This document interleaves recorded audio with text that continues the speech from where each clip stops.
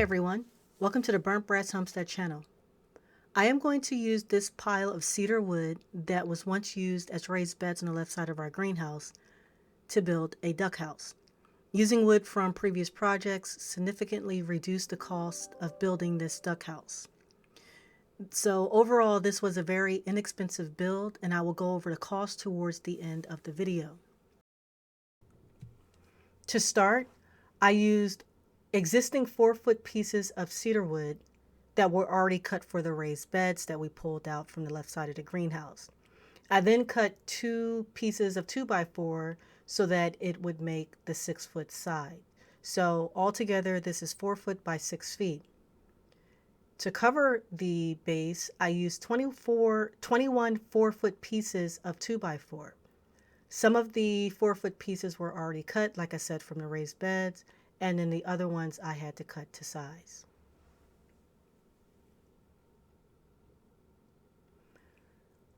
For this project, cedar was perfect because it's really good at handling moisture, which is why a lot of people use cedar wood when they make raised beds.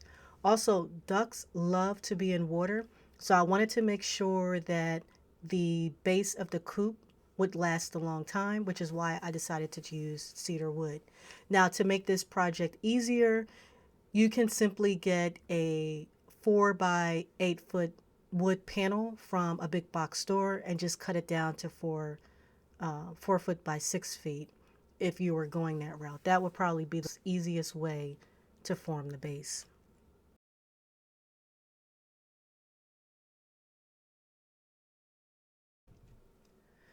The next thing was to get an idea of how much of an angle I wanted to create for the roof. Unlike the chicken coop, I went with the slanted roof because of time, as it was getting extremely cold. So I lined up the pieces to get a visual, then marked the angle on the vertical 2x4s. Then I used a chop saw to align the angle that was drawn on the boards with that of the chop saw, which ended up being about 16. The purpose of cutting out the slants on the 2x4s is so that the 2x4s that were supporting the roof frame or acting as the roof frame would sit flush against the upright supports.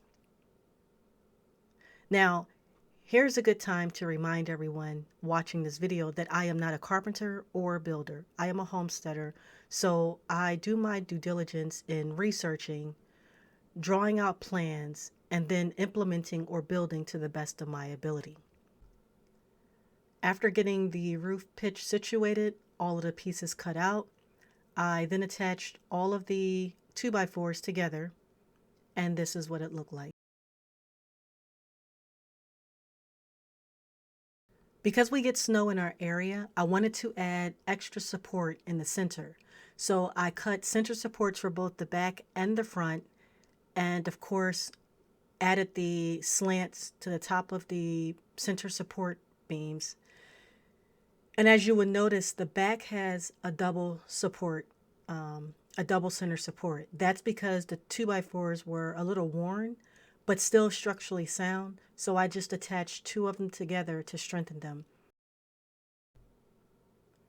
Then I nailed both the front and back support rails to the base of the duck house.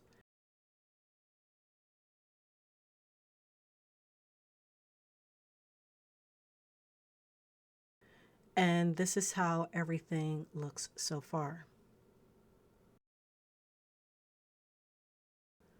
Next, it was time to construct the roof. I wanted some overhang, so the roof is 8 inches wider than the base and 6 inches longer than the base. Once the roof was all marked and nailed together, we moved the roof on top of the vertical supports. We attached the roof using either 4-inch or 4.5-inch nails that went from the top of the roof into the support rails.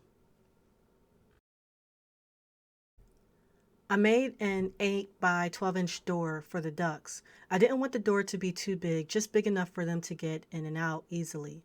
I plan on adding some wind blocks on either side of the door to help reduce the amount of wind and cold air that enters the duck house. Connecting the front and back wall was probably the easiest and quickest part of the build. We picked up two 4x8 foot wood panels from a big box store. The front piece was cut down to 4x6 foot size, but I had to mark where the duck door was going to go, and my husband cut that piece out using a reciprocal saw. Once the door to the duck house was cut out, the door was attached to the base and the side structures, and the wall was mounted and screwed in. The back wall for the duck house was cut to about 3 foot by 6 foot, and we saved the scraps to be used for the side of the duck house.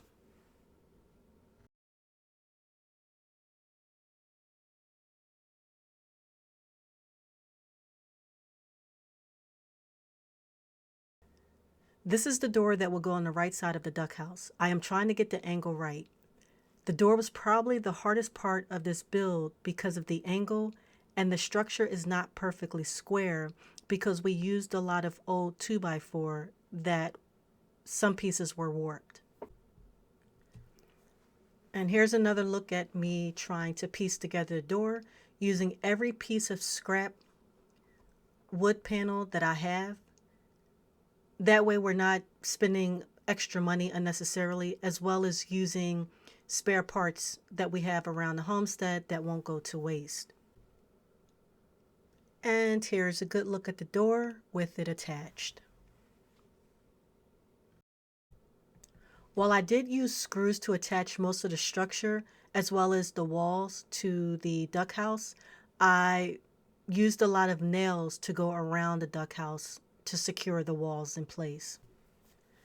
Now, while I don't show it in the video, I used a shipping container, wood from a shipping container that we received to cover the top of the roof completely, as well as some additional scrap wood panel that we had. And then on top of that, I placed the tin roof. You will notice that the duck house was moved to the back of the property next to the chicken coop. And here's where I installed the tin roof. This is the first time I am installing a metal roof.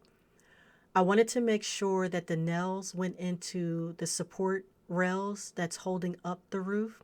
So that's why I have this string here to guide me to where those rails were. I wanted to make sure that they were screwed into the support so that if it got really windy, it wouldn't blow off. And then the rest of the screws were drilled into the metal roof, and went into the wood panels that sit under the metal roof. The last few things that I needed to do with the duck house was put a latch to lock the door, as well as a handle. You would think putting the latch on would be one of the simplest things, but it ended up being annoying because it was hard to line up, as the latch itself, there's a little bend in it. So I had to futz around with that to get that on. And then the last thing was next to the last thing was the handle. And I ended up splitting the handle, but for now that handle will do. I'm gonna actually switch both the handle and the latch out at some point in the future, but for now these will stay in place.